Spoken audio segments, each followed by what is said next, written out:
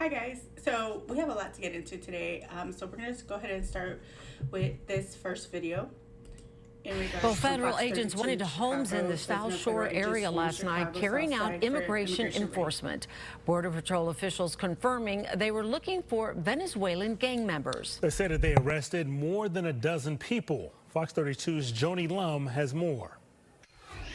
A Chicago FBI official confirms the raid in South Shore was part of targeted immigration enforcement, and multiple law enforcement agencies were involved. Neighbors say they were awakened by loud noises in the middle of the night and saw that federal agents dressed in military-style uniforms had surrounded the building at 75th and South Shore Drive. Hundreds of agents were on the scene. A Border Patrol official told Fox News they were seeking 6 high-priority targets, including suspected members of Tren de Aragua, a Venezuelan criminal organization. The official said the building had been overtaken by criminal, undocumented immigrants. One neighbor who did not want to be identified said he saw people being taken out of the building. I have a lot of mixed emotions about this. You know, I've just moved over here about a year ago. And just seeing it happen in person, it's kind of sad. You hear people screaming, you hear loud bangs and pops, you hear, you see, children outside standing, I don't know if with their parents or not. I mean, it's a little scary, More than a dozen people were taken into custody and are being processed at the Broadview ICE facility, according to authorities. Joni Lum, Fox 32, Chicago. Okay, so you heard that. So we're gonna go ahead and play the next video. I'm trying to make sure that you have all the context, and this one is from Fox News Clips. This is from Pritzker, blasted by victim's mom for protecting criminals over citizens. After a violent weekend of anti-ICE clashes outside an immigration facility near Chicago. But Illinois Governor J.B. Pritzker is calling immigration officers in Chicago an attack on American people. Over the weekend, we received numerous confirmed reports of federal agents from ICE and Customs and Border Patrol abusing their power, intimidating innocent civilians, and waging war on our people. All of this has been aimed at causing chaos and mayhem in the hopes of creating a pretext to deploy military troops against Chicago and Broadview and other suburbs. Joining me now is Jennifer Boss, whose daughter Megan is suspected to have been killed by an illegal immigrant in Chicago. Jennifer, thank you so much for joining us. We are so sorry for your loss. We are hearing a lot from Illinois leadership when it comes to this illegal immigration crackdown in Chicago. How do you feel about it? It frustrates me very much every time I hear Governor Pritzker talk, because he is supposed to be upholding the law, not instigating people to turn on the men and women who are just correct. Doing their job. They promised that they would protect our sovereignty, and they're just doing their job. Jennifer, tell us what happened to your daughter, Megan. So she went missing early in February, middle of February. We looked for her for 7 weeks, and she was ultimately discovered in the backyard in a garbage can of an illegal alien. He was arrested on a Friday, and then on Saturday morning, he was released after his first appearance court. Oh my goodness.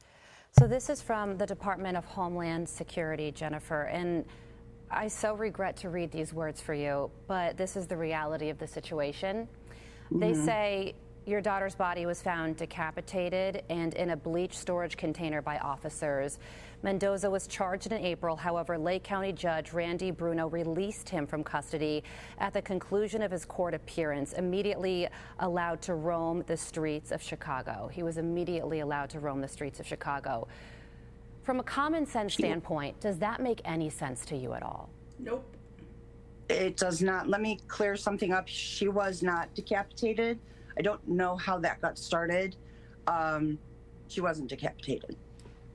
Okay, so we're clearing that up from the Department of Homeland Security. Do you believe that Yes. President Trump is honing in on arresting people like the person who is affiliated with your daughter's murder or death? Absolutely. Absolutely. A lot of people say, well, you know, these people have been here for 5 years, 10 years. They're just, you know, trying to earn a living and, you know, get by. They're nice. They've done nothing. Well, Mr. Mendoza Gonzalez didn't do anything either until he did this. So, yes, if they're here illegally, I believe that they commit a crime and they're arrested, they should be turned over. Yeah. To So why do you ICE. think, Jennifer, finally, why do you think that the governor and the mayor of Chicago are pushing back so hard on what the Trump administration is trying to do? It's a show. I feel like it's just, you know, they're so stuck in the ideology That's of because they want more looking voters, like and they want they're to get these everyone's people savior, hooked but on they're the welfare state, like the way protecting the Democrats did in the criminals past. So if you watch over the the video citizens of that I Illinois. had reviewed, that Well, we are would so give you sorry more for of an what you explanation and on what how your the family has Democrats had work. to endure. Jennifer, we thank you so much for your time this morning and for joining us here on Fox and Friends First. Thank you. Jennifer Boss, thank you very much. And it's sad because had that guy not been here, her daughter would still be alive, you know. And you know, you could tell already that even though you want to feel bad for these people because you're like, oh well, they came here for a better life. First of all, you coming here for economic reasons is actually not a reason to come here. That's why asylum seekers don't get approved for those types of asylum, because you're coming here because you want to make money so you can send it back to your home country. That's not how that works, okay? But the fact that this guy broke the law by entering it here illegally, it's like, what else do you expect? Of course he's gonna break more laws, like duh. You know, he didn't go by our laws that we originally had. So why would you expect him to continue to honor the law or the system? You know, like obviously he doesn't give two, you know, what's about it. And what irks me the most is both Mayor Johnson and Governor Pritzker, how they were over here, you know, saying like, oh, Chicago's the super safest, you know, like, you know, I don't know why Trump's sending people in here. You know, Chicago has been very, very safe, you know, community, and, you know, our numbers are going down, da da da da.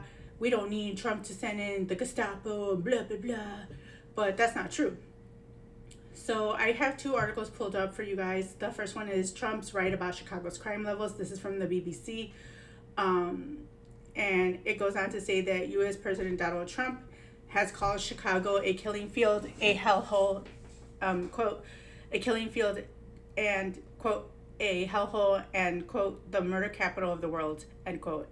And he said he will send the National Guard troops to, quote, solve the crime problem fast, end quote.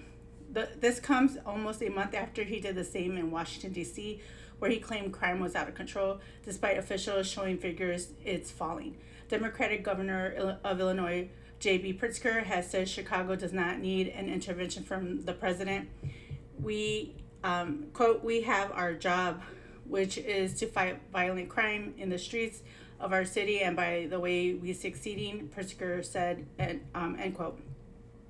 BBC Verified has looked into what the figures show about crimes in Chicago and how it compares to the other U.S. cities. Violent crimes have been falling. There were about 540 violent crimes recorded by 100,000 people in Chicago in 2024, according to the Federal Bureau of Investigation by the FBI. About 2.7 million people live in the city, making it the third largest in the U.S., and almost 10 million live in the wider metropolitan area. Homicide, rape, robbery, and aggravated assault are included in the FBI measures of violent crimes. So here goes the graph for it, Chicago violent crime rates from 2015 to 2024. So it does show like a dip in it. You know, if you think about it, look at the timeline. So from 2015 to 2024, what was one thing that changed a lot? We have more eyes on the ground. We have Like back in 2015, I want to say, you know, that's when cell phones started getting really good with their cameras, but they definitely got better over time. Not to mention, you have cameras and you have cell phones everywhere. So it's not like, you know, back in the day where you had to look for a payphone to call for help, you know, or you had to run to a neighbor's house to use their phone to call for help. So like if something happened, you know, there was enough time for people to get away with what they did. Nowadays, it's like you could record it, you could call for help, which is why most of the like rates are dropping, because you have ambulance and police coming very quickly compared to before. Now, with that being said, last year Chicago violent crime rate was down 11% on 2023 levels, and roughly half of what it was in the years leading up to the COVID-19 pandemic. You can't really count COVID because nobody went outside. That's why there was no crime. Like, duh, there was nobody outside. Not only that, but then you have to also remember that these people, there's a thing called cash bail, right? And in Chicago, they have no cash bail, which means that if you commit a crime, you don't have to put down any money. Like back in the day, you would have to bond yourself out. Now you don't have to do that. You could just walk right out. Even if you're charged with a very horrendous crime, like what that guy did, which was the other video I showed you, where the mom said that her daughter was murdered, you know, and they let the dude out. Like, he didn't have to do anything. And, you know, like, there's other victims, like the guy that had murdered the girl on the train, you know, that guy was let out 14 times. You know, you would think by the second time he would have just, you know, went to jail, do not pass go, do not collect $200, you know, but of course not. You know, because you have all these sanctuary cities doing these ridiculous laws where they're like, we're just trying to help people of color, you know, we don't want to be racist, you know, systemic racism, blah blah blah. And it's like, no, dude, that's not being racist if you're following the law. Like, I don't feel safer knowing that you let out a criminal who like murked people 14 times. That's not going to make me feel safer. That's going to make me feel more in danger, you know. But let's go on with the article. So on this measure, the city ranked near the bottom of the U.S. cities with population larger than 500,000, 29th out of 37, according to the BBC verified analysis of FBI data. New York, Los Angeles, and Washington, D.C. have higher crime rates. Last year, Memphis, Detroit, and Baltimore had the highest crime rates. Highest rates with more than 1,500 violent crimes per 100,000 people. Chicago Police Department, CPD, published separate crime figures. It is also recorded a drop of violent crimes announcement in August. The offenses have fallen by more than a fifth on the same period of last year. Now, remember, if you're watching the live streams that we're showing you about, you know, Portland Andy and any of these people like Nick Schroeder, I think his name is, or Nick Shirley, if you're watching their live feeds where they're going to the peaceful protests, you see a lot of crime that's happening there. And this is not including how just last year, and I think recently too, that you had the young scholars that ransacked Michigan Avenue. You know, so obviously crime is still there, still happening, it's still on the rise. You know, most people know not to go down the red line. Y'all from Chicago know what I'm talking about. You know, it's a very dangerous spot for you to ride, so you never want to go alone. But stuff like this happens. Like, it's never stopped. So for them to say, oh, it's going down, or is that, no, not really. It hasn't. You know, is it being less reported? Is it because these people are not being charged? They might get arrested and they might go over here, but then they let them go and they're not being charged. And then especially if they're illegal, you think they have their name in the system? They don't, because they don't have any info on these people. So even if they gave you a name, how do you know that's even a real person's name? You don't, because they don't have documentation. So there's no way to really track what these people are doing. You know what I'm saying? So what about murders in Chicago? Shortly after the U.S. labor holiday on September 1st, President Trump said on his Truth Social platform that, quote, at least 54 people were shot in Chicago over the weekend and 8 people were killed, end quote. These numbers were widely reported by multiple news outlets, including the BBC partner CBS.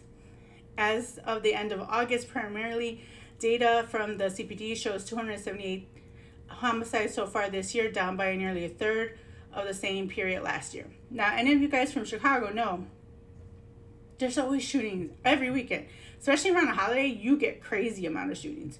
That never ends. Like, from the time when I was growing up to now, I know for a fact that there's always shootings. So for them to be like, well, it's going down, not really. It might just not be being reported, or y'all are just throwing it under the rug, you know? And so in 2024, the CPD recorded 591 homicides, a term which includes both murder and manslaughter. The FBI has a lower number for last year of 461, which crime analyst Jeff Asher says he is because the CPD has underreported the numbers of homicide to the agency in recent years. It is the highest numbers of homicide of any U.S. city last year recorded by the FBI. Homicide in Chicago have fallen significantly since 1990s, when more than 900 were reported in some years. The homicide rate has been falling in recent years according to the FBI data. Last year, there was about 17 homicides per 100,000, down from the 19 in 2023 and 23 the year before that. So Chicago homicide rate from 2015 to 2024, homicides per 100,000 residents. So you can see the chart graph here where it shows that. Now, you see how they're like, both Pritzker, how the crime rates, because, you know, just like DC and all these other places, they're not giving the full details. It's kind of like the same thing with the, you know, where they were like saying like, everybody died from COVID. You know, like some guy got hit by a car, he died because of COVID. You know, a person went under the knife because, you know, he had to get whatever surgery, COVID. You know, people got struck by lightning and died, COVID. You know, everything was being marked as COVID, which was ridiculous, which is why we don't even have accurate numbers for that either, because nobody was being honest. So I found this interesting because I had saw this on X, which kind of drew more concern because of the fact that I know people from Chicago, so I worry about them, you know, which is why you keep seeing me bring up articles about Chicago, because I want to make sure my Chicago peeps are good. So this is from CWB Chicago. Now, again, remember, they said crime was down. Pritzker said, and Brendan said, no, we don't need Trump. Nothing's happening. Everything's so like jolly good, you know, like, okay, explain this. So man, you know, stabbed girl 15 times after she ignored his good morning greeting, prosecutors say. This was on September 28th, 2025 in Little Village. This actually happened on 2700 West Cermak Road, which is basically Cermak and California. So y'all know who I'm talking to. A 6-year-old man is accused of randomly stabbing a teenage girl more than a dozen times in Little Village after she ignored his greetings of good morning. While walking to the gym, prosecutors said Miguel Carrera allegedly attacked the 16-year-old girl around 8:39 a.m. on September 11th in the 2700 block of West Cermak Road. According to CPT, the girl told police Carrera punched her in the face, breaking her glasses before forcing her to the ground.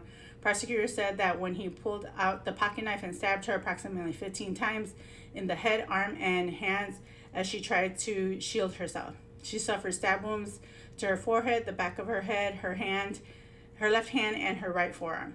Witnesses intervened, pulling Carrera off the girl and calling 911. Prosecutors said as a passerby drove the girl to the Mount Sinai Hospital, where doctors closed her injuries with stitches and staples. The attack was caught on video. Prosecutors said Carrera and the girl had never met before. Carrera allegedly fled the scene, but was arrested about half a mile away. Judge Antera Rivera ordered Carrera detained on 2 counts of aggravated battery causing great bodily harm. Rivera noted that Carrera admitted to the attack, strengthening her decision to keep him in jail. Which is amazing because that's a first, because Chicago usually lets these people go because they don't care. They don't care what happens to the people in Chicago. So this was done in August of 2025. This is a fact sheet of City of Chicago continues to record historic declines in violent crime under Mayor Brendan Johnson, which, as you just saw, is bull. You know what I'm saying?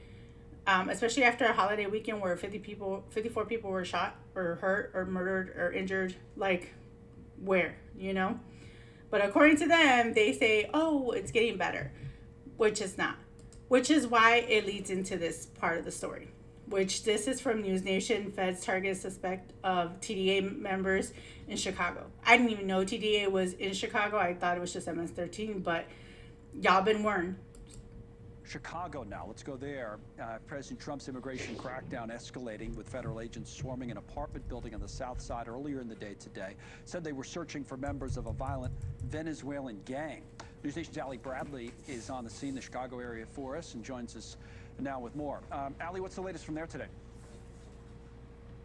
Yeah, hey, Connell. So we were there for this overnight operation with hundreds of federal agents and officers as they descended onto this apartment complex in Chicago's South Shore neighborhood. Now, it was the biggest operation under Operation Midway Blitz to date, and they actually had some very specific targets. So intel and groundwork actually led 300 federal officials to that apartment complex. Some even rappelled down from Blackhawks onto the rooftop in order to help secure that perimeter. Now, they were searching for suspected members of the violent Venezuelan gang Tren de Aragua. Of course, TDA has been designated as a terrorist organization under the Trump administration. Now, it was the biggest show of force that we've ever seen on the ground here. We had agencies, FBI, Border Patrol, ICE, and ATF all involved here, and they were all looking for targets in that same exact building. It was a 5-story building. It was a tall task for them, and anything could have gone wrong, but luckily the operations went pretty smoothly. Preliminary reports show that about 30 illegal immigrants were arrested in this operation, some of them suspected Tren de Aragua. Now, we talked with Chief Gregory Bovino, who's running the operations on the ground for many of these ops in Chicago, and he had some words for people that are pushing back against his operations. Take a listen. How about you live in the apartment next door to Tren de Aragua members that are trafficking and prostitution, guns, drugs, and taking advantage of American citizens in a violent way? Why don't you live next to them and then see how much of a Gestapo or a Nazi we are? Okay, so Connell, it's important for our viewers to know that some U.S. citizens were also living and squatting in that apartment complex, and they were actually held temporarily while agents and officers went through to clear that building.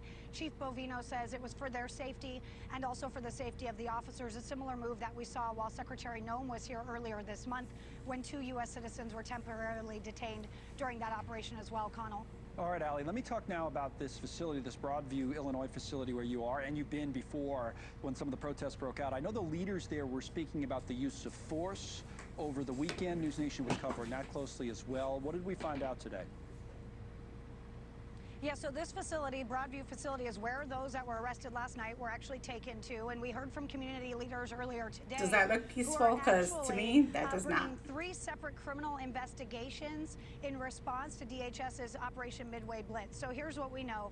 They're condemning the agents' what they call excessive use of force during the protests out here on Saturday. Officials say first responders and remember, were also hit with tear gas. In my last video, I told you that they had people there who got arrested who had concealed guns on them, and then they were also looking for a guy who had a knife. They saw our officers, the people they have staged on the roof. They saw our officers. We have total uniforms on, like you said, and for them to still disperse those type of chemical agents is very disappointing. Oh my God, shut up. This comes as Governor Pritzker says that DHS actually sent out a memo, a request to the Department of War for 100 troops that they can deploy here in Chicago. The governor vehemently condemning that move, saying what Border Patrol, what ICE is doing around their communities. He says it's not making the community any safer. Connell? All right, Allie Bradley. And as you saw from the last article that I showed you. Thank you for watching. Subscribe below and download our News Nation. Remember, Pritzker said that this is just making it worse and making neighborhoods unsafe, but it's already unsafe. You have TDA there. You have MS-13 there. You have people that are criminals there that are doing more damage than good.